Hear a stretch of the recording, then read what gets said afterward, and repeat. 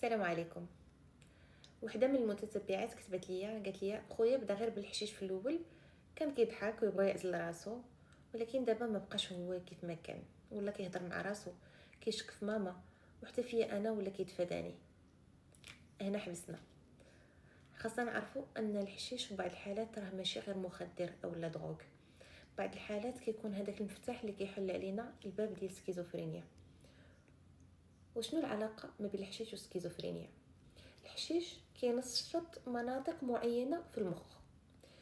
بعض الناس كيف ما شفنا في الحلقه ديال اكثر عرضه عندهم قابليه وراثيه ولا نفسيه، ممكن الحشيش يزيد النشاط العصبي عندهم بطريقه خارجه عن السيطره، وقد ما زادت الكميه وقد ما السن كانت صغيره قد ما كثر الخطر، خصوصا في سن المراهقه حيث الدماغ كيكون مازال في طور النمو.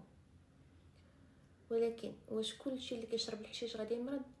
لا، ولكن ما كنعرفوش مسبقا شكون عنده هذه القابليه.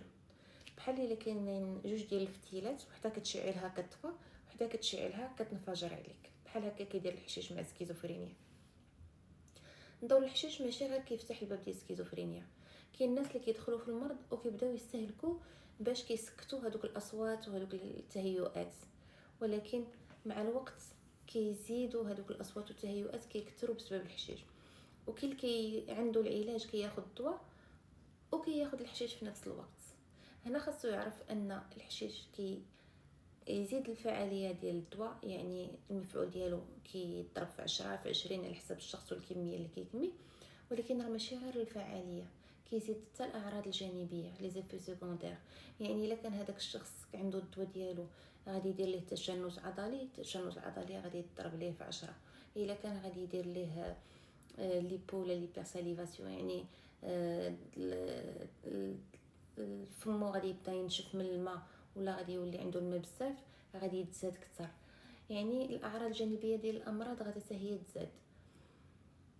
الرساله ديالنا اليوم انه راه ماشي غير عشبه، الحشيش راه بعض المرات كيفتح باب مظلم على الشخص او على العائله ديالو، باب الوسواس، باب الهلوسات، باب القلق، باب الشك والانفصال التدريجي عن الواقع.